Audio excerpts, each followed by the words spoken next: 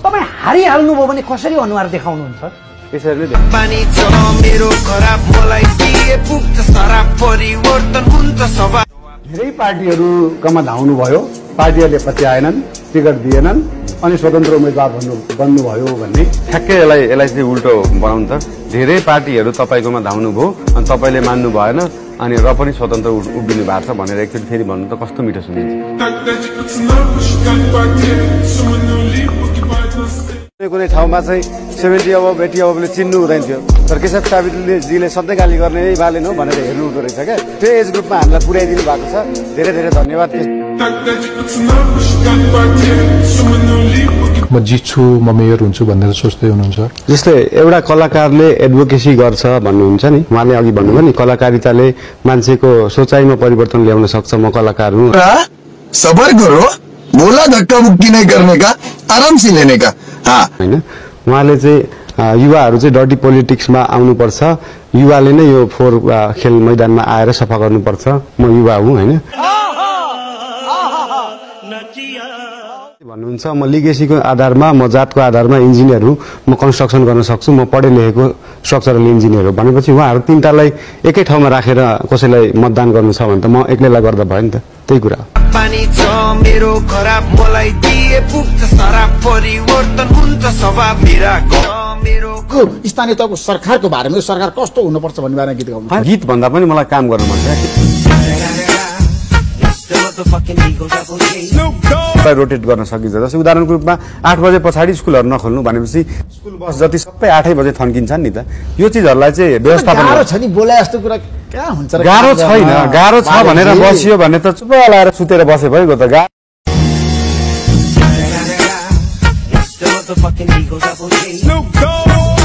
मेयरमा उम्मेदवारी दिएर अब मैदानमा आउनु भएको छ। मलाई के बताउनुहोस् भन्दाखेरि एउटा र्यापर तपाईँ हजुर गीतमा तपाईँले सबैलाई जित्नु भएको छ, तर चुनाव जित्दा त गाह्रो छ होइन। यस्तो गीत कुर्सीमा बसेर काम गर्न पनि गाह्रो छैन, चुनाव जित्न पनि गाह्रो छैन। गीत गाए जस्तो होइन, तर गीत गाउँदाखेरि मैले के को बारेमा गीत गाएको थिएँ भन्ने कुरा बुझ्नु पर्यो नि त। बुझ्नुभयो नि?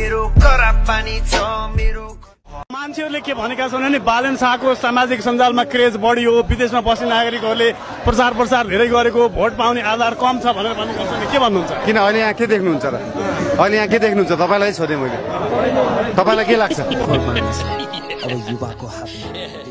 अहिले हाम्रो देशमा त भ्रष्टाचार नगरिकन छ नि, कामै नगर्ने मान्छेहरू छ नि त, सबैलाई पैसा चाहिएको छ, कमिसनको। त्यसको उदाहरण तपाईकै, त्यसको उदाहरण तपाईँ नै हुनुहुन्छ नि। जस्तै होइन, सफा पिउने पानी चाहियो नि त। सुन्दै गर्नुहोस् न, यहाँ आइसक्यो सफा पानी, सुन्दै गर्नु। अब हामी चाहिँ हेरेको हेरे, हामी चाहिँ हेरेको हेरे, हामी चाहिँ हेरेको हेरे, हामी चाहिँ हेरेको हेरे। चुनाव जित्न धेरै गाह्रो छ। गाह्रो छ, असम्भव छैन नि त। गाह्रो छ भन्नुभयो, असम्भव छ भन्न सक्नुहुन्छ?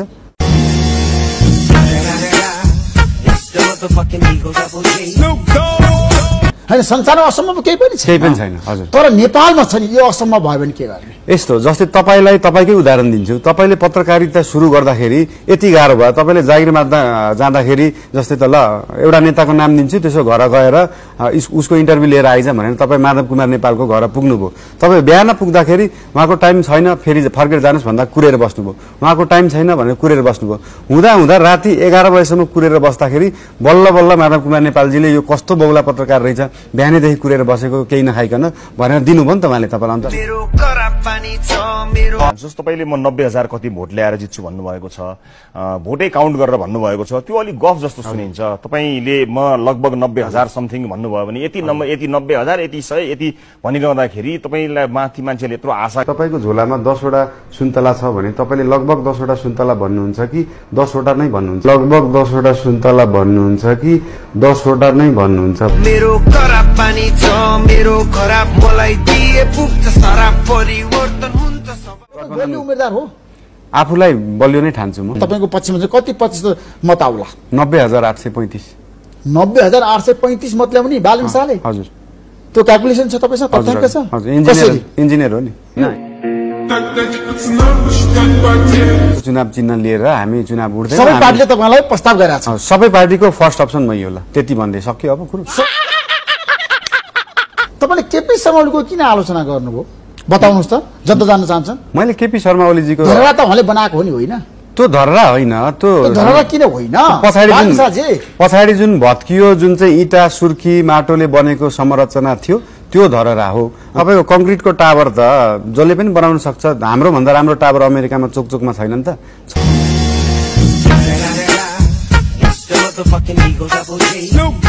निर्भर 10 करोड चाहिन्छ रे काठमाडौँमा 50 करोडै खर्च गर्छन् नि हजुर पनि टिभीमा जानलाई मान्छेले पैसा तिर्छन् तर तपाईले मलाई आफै